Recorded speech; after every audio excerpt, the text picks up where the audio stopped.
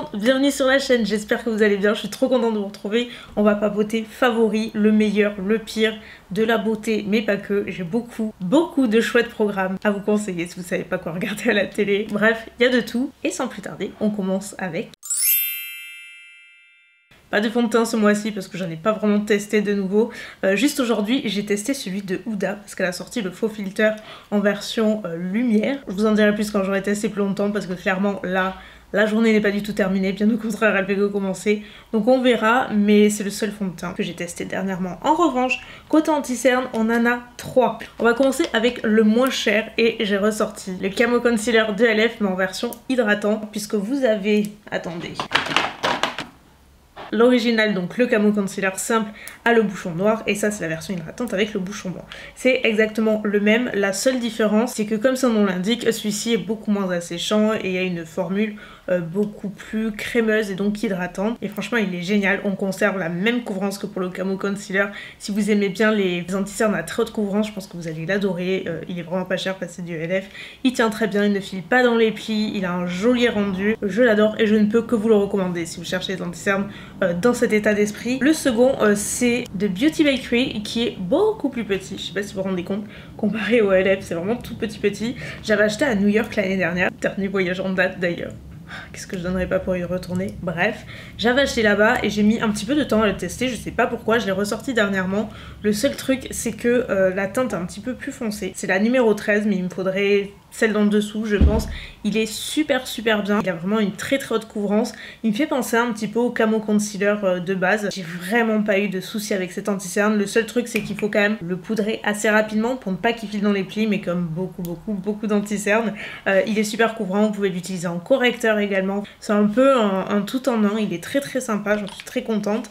Et le dernier que j'ai essayé récemment c'est de By Terry, je sais pas si vous avez vu, elle a sorti son anti-cerne de la gamme Hyaluronic, donc c'est le Hydra Concealer.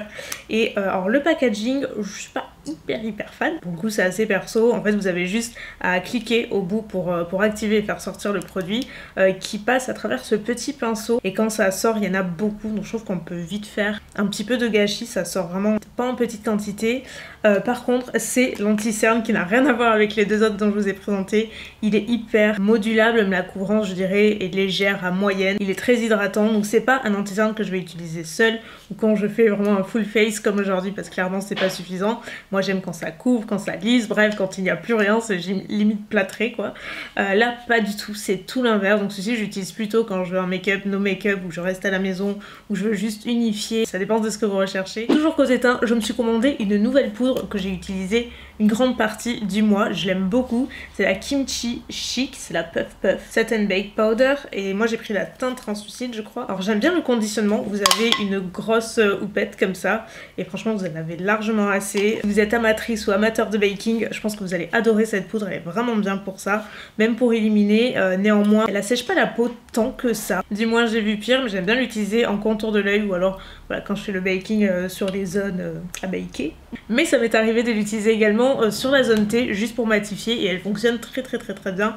Et ce que j'aime bien avec cette poudre c'est qu'elle a cet effet lissant, elle est fine, elle illumine, elle a une jolie texture limite hydratante, presque crémeuse, c'est assez bizarre mais c'est une très bonne poudre. Franchement j'aime beaucoup l'utiliser, c'est celle que j'ai utilisée aujourd'hui d'ailleurs sur la zone T et en baking, et franchement elle est super sympa. Ah si, j'ai un autre truc pour le teint, alors c'est pas vraiment du make-up, c'est une brume de Charlotte Tilbury, c'est la Airbrush Flawless. Je n'utilise plus que celle-ci depuis quelques temps maintenant. Alors moi j'aime bien l'appliquer avant et après le maquillage, en finition et en préparation. C'est une brume qui parfait complètement le maquillage, en plus de le fixer, parce qu'à chaque fois que je l'applique j'ai l'impression d'avoir un peu moins de transfert, mon maquillage tient plus longtemps, et surtout on voit une différence sur, je vais pas dire les pores, mais sur le grain de peau en général. Je trouve que ça a vraiment cet effet lissant, c'est pas toujours facile à voir avec des brumes, c'est pas toujours le cas. C'est une brume qui va fondre toutes les textures, mais qui va vraiment lisser, juste parfaire votre teint en plus de le fixer, donc trop bien. Jamais sous-estimer le pouvoir d'une brume, surtout la fin du make-up, ça fait toute la différence. On va commencer avec les palettes, il y en a quelques-unes. Une que j'ai beaucoup aimée, c'est celle-ci de KVD Vegan Beauty, c'est la Edge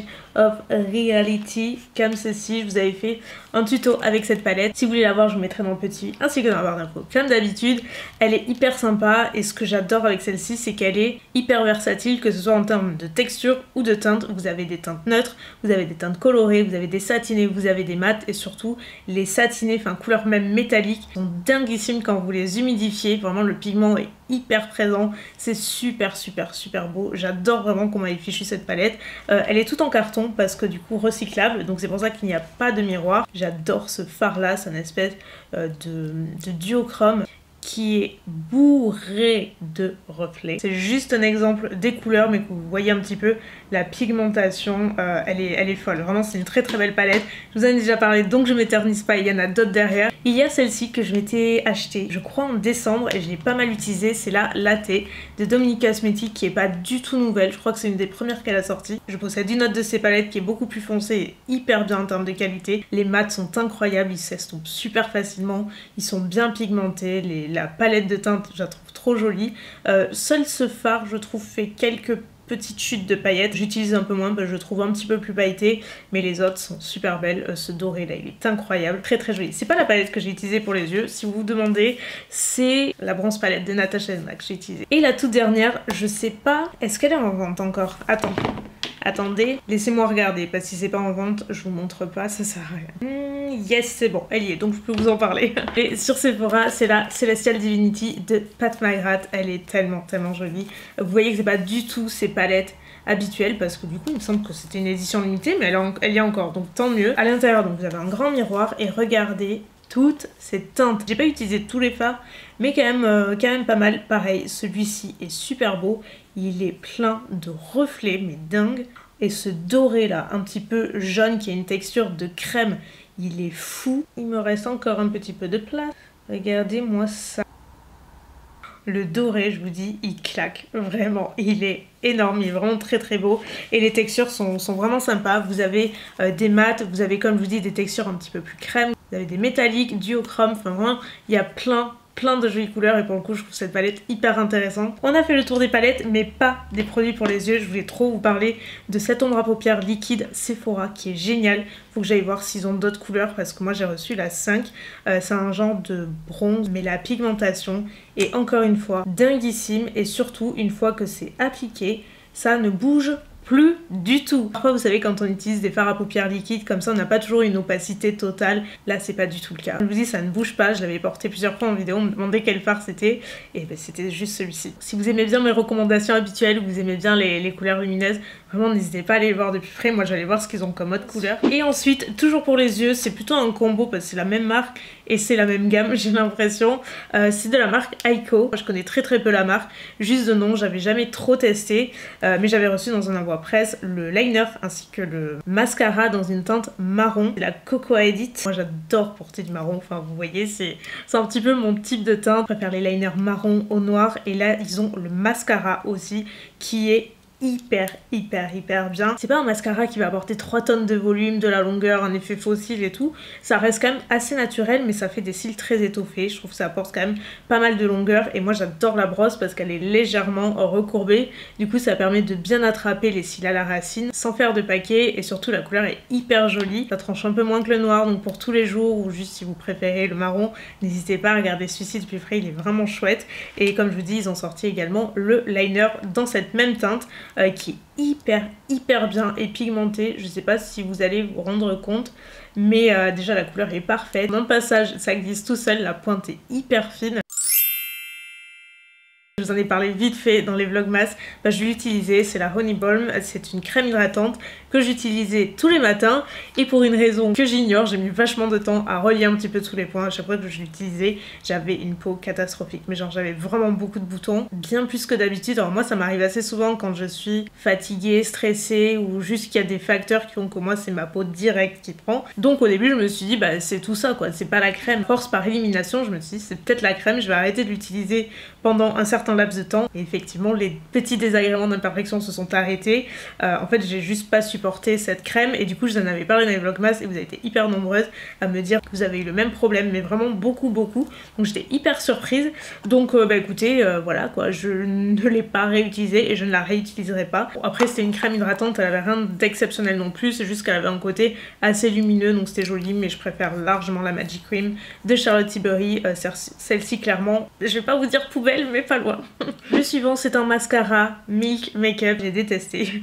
Déjà, la brosse, elle est énormissime. J'aime pas les grosses brosses, ça me perturbe un petit peu. Il y en a qui sont bien, hein, mais en général, je sais que ça me plaît pas. Mais surtout, c'est une brosse tellement paquet. Pourtant, moi, j'aime quand les cils se voient, ils sont bien noirs, bien étoffés et juste un résultat assez intense, quoi. Mais là, non, là c'est trop, c'est vraiment des cils trop noirs, trop chargés, trop de matière, trop de tout. Ça fait trop fake, même si on enlève de la matière, j'ai détesté ce mascara, vraiment. Je ne le réutiliserai pas, mais les mascaras c'est hyper perso, ça dépend aussi des cils de chacun, on est très différents de ce côté-là. N'hésitez pas à me dire si vous l'avez testé, si vous l'avez bien aimé, parce que là pour le coup, moi... rien à faire. Autre produit flop, parce que je vous en avais pas reparlé, mais c'est pas un produit malheureusement qui m'a convaincue, c'était de chez Makeup by Mario. C'était une petite palette comme ceci, de fard crème correcteur ainsi qu'une poudre. En fait le but c'était de l'utiliser en tant que base avant le fard à paupières, déjà unifié, puis servir de base, donc prolonger la tenue et éviter que les fards ne filent dans les plis bien sûr. Sauf que c'est exactement ce qui s'est passé à chaque fois que je l'ai utilisé. J'avais quelques heures après mes fards qui filaient dans les plis et c'est tellement moche quand ça crise que je poudre ou pas, c'est pareil.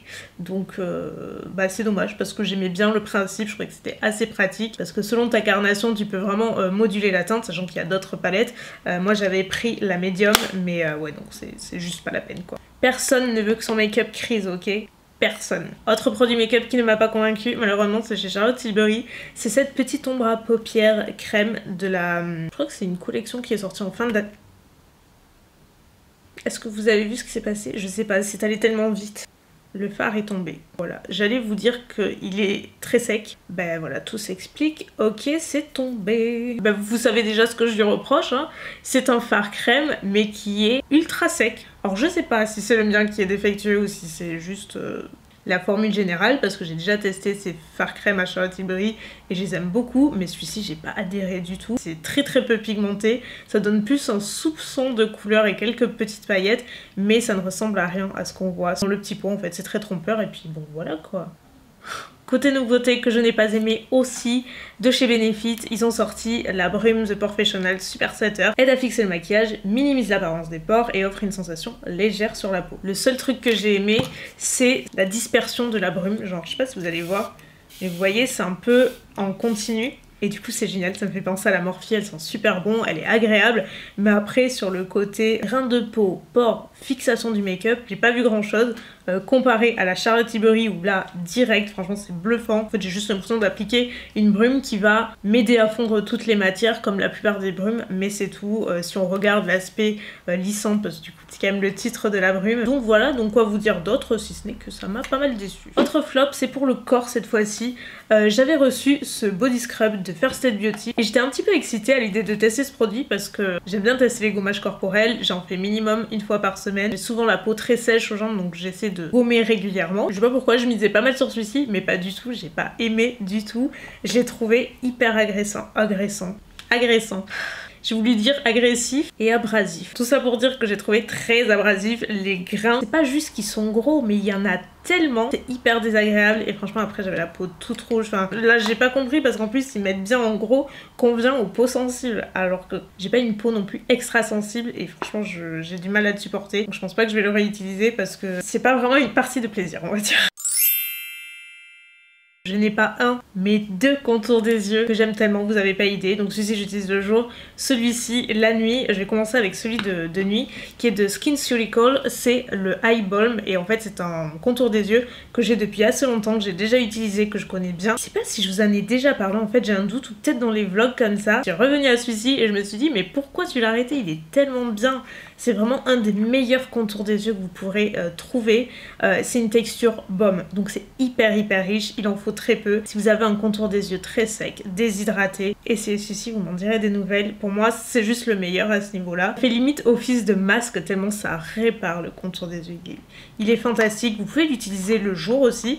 Moi, je l'ai déjà utilisé sous le make-up, je n'ai jamais eu de soucis, mais vu que c'est quand même un contour des yeux très riche, je préfère l'utiliser le soir. Et dans une optique assez similaire, je dirais celui de Murad, que j'ai ressorti il y a pas très longtemps, que j'adore avec celui-ci, c'est qu'il lisse littéralement le contour des yeux. Donc si vous l'appliquez avant de vous maquiller ou le matin, vous allez voir une différence folle. Il est vraiment bluffant à l'application, on voit tout de suite la différence.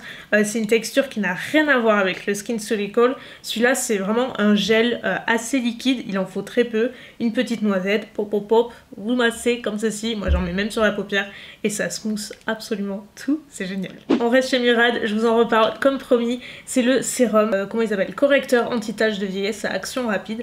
Moi au début quand j'ai vu anti-tache de vieillesse, je me suis dit bah c'est pas du tout pour moi quoi, j'ai des taches d'hyperpigmentation mais c'est pas des taches de vieillesse. Mais l'arrière il précise bien l'apparence des taches brunes, des taches de vieillesse et de l'hyperpigmentation. Sachant qu'ils promettent des résultats visibles après 7 jours d'utilisation.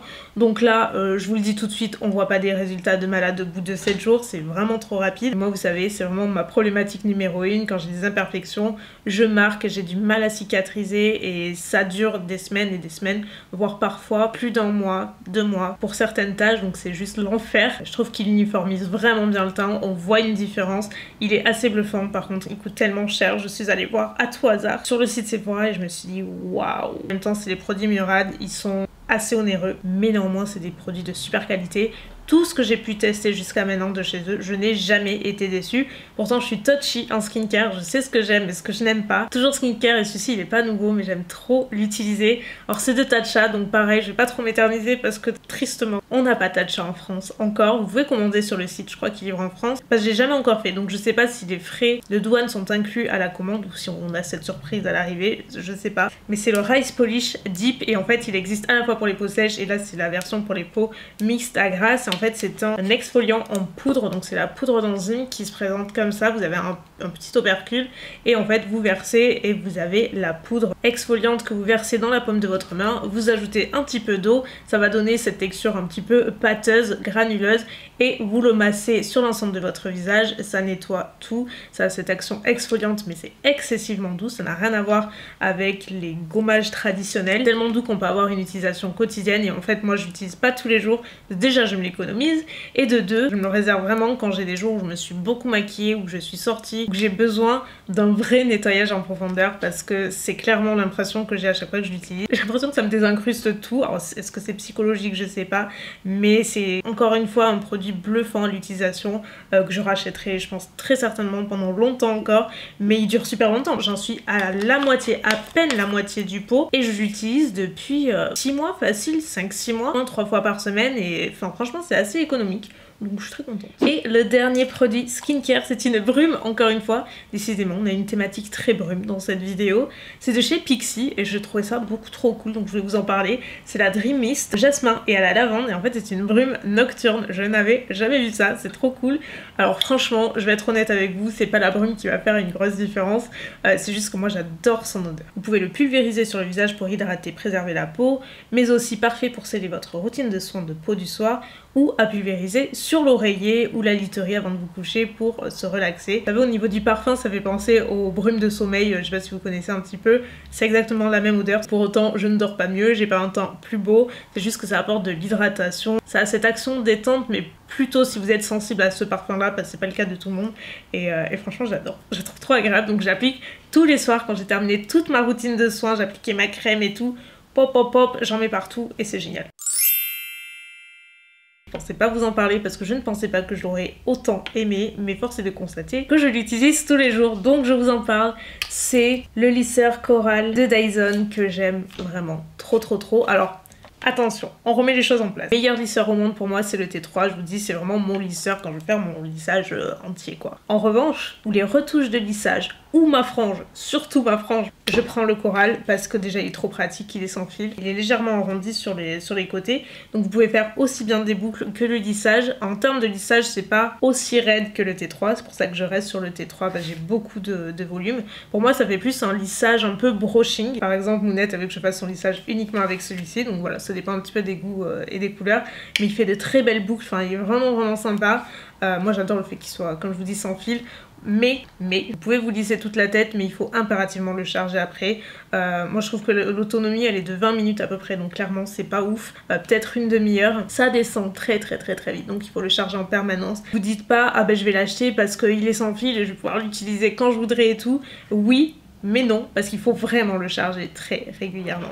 C'est pour moi le seul inconvénient, mais en dehors de ça, il est vraiment super sympa. Pourtant, je suis pas une inconditionnelle de Dyson. Il y a des trucs que je n'aime pas du tout et que je trouve complètement surcotés, juste trop cher pour ce que c'est. Je ne peux pas vous dire que je n'utilise pas et que je ne l'aime pas, parce que bien au contraire, il fait partie de ma routine, je l'adore. J'adore l'utiliser pour la frange, regardez, je vais vous montrer. Un truc que j'aime bien par contre, c'est qu'il chauffe très vite. Voilà. Donc, mettons, je prends ma petite frange, je clipse.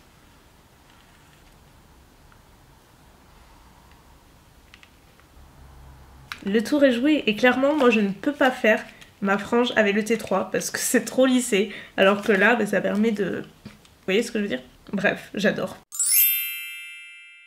Je vous ai fait une petite sélection de séries, films que j'ai adorés et qu'il faut à tout prix que vous regardez. Donc clairement, si je devais vous conseiller un seul truc tout en haut de ma liste, impossible que vous en ayez pas entendu parler. Probablement que vous l'avez déjà vu, donc je vais pas m'éterniser, mais la chronique des Bridgerton. Oh mon dieu, mais quel coup de cœur cette série. Pour moi, c'est la meilleure série de l'année. En gros, ça suit l'histoire de Daphne Bridgerton, qui est la fille aînée d'une grande famille, puissante dynastie, qui s'apprête à rentrer dans le monde donc pour trouver un mari et commencer sa vie d'adulte. Tout est beau. La musique, les décors, les acteurs, le synopsis, l'ambiance générale, c'est juste visuellement un plaisir. Je crois que j'ai tout bouffé en 2 jours, très honnêtement. C'était génial. Petit moment de silence pour le duc, on en parle. Quand je vous dis que tout est beau dans cette série, c'est très vrai. Hein. D'ailleurs, pour tout vous dire, regardez ce que j'ai téléchargé. Les musiques carrément parce que j'aime trop. Une autre série que j'ai beaucoup aimée, style assez différent, c'est Tiny Pretty Things, toujours sur Netflix. Et ce que j'adore, c'est que c'est autour de la danse et c'est tellement rare qu'on trouve des séries sur cette thématique-là. Ça me fait penser à quand j'étais jeune et que je regardais tous les films de danse possibles et inimaginables. Step Up, Honey, The Last Dance, Sexy Dance, j'en oublie et j'en oublie, bref c'était toute ma vie. Mais Tiny Pretty Things c'est plus sur la danse classique mais c'est super addictif. Parce que là l'histoire est centralisée sur plusieurs élèves qui sont au sein d'une grande école de ballet et où la compétition est ultra rude entre eux, tout est permis j'ai envie de vous dire.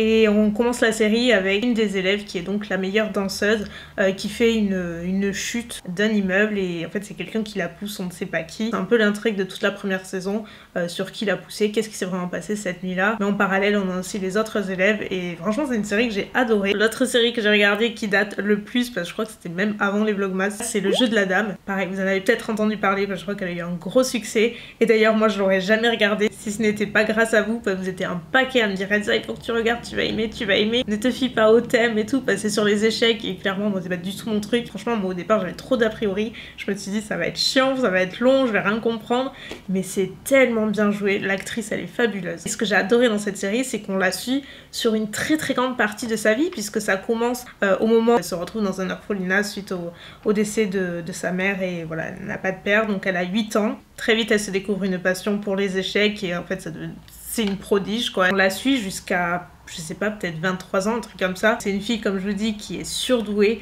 mais en même temps, elle va rencontrer pas mal de problèmes, notamment d'addiction, mais c'est super bien joué. Enfin, vraiment, c'est une série qui est, encore une fois, addictive ici. Tout le monde l'a regardée, tout le monde l'a adoré. Et franchement, je la recommande à tout le monde autour de moi. Donc, c'était obligé que je vous en parle aussi. On s'approche de la fin, mais je pouvais pas ne pas vous en parler. Là, c'est pas des séries, c'est un film.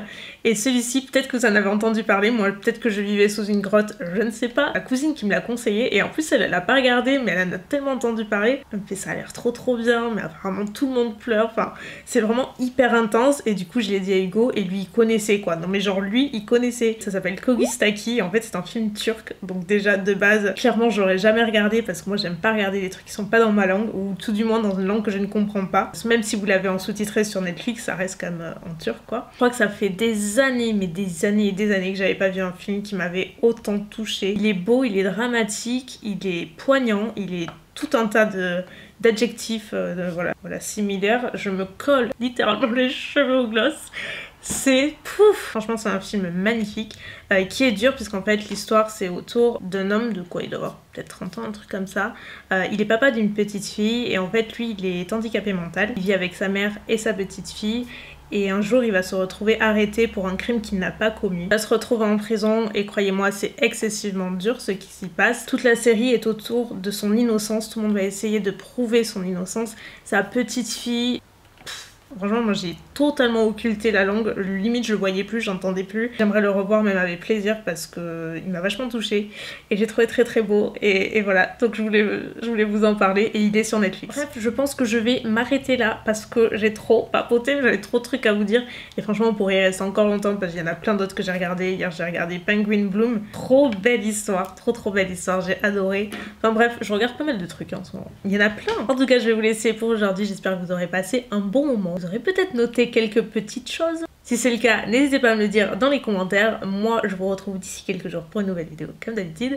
Prenez bien soin de vous et à très bientôt. Oui, Elsa. Bye.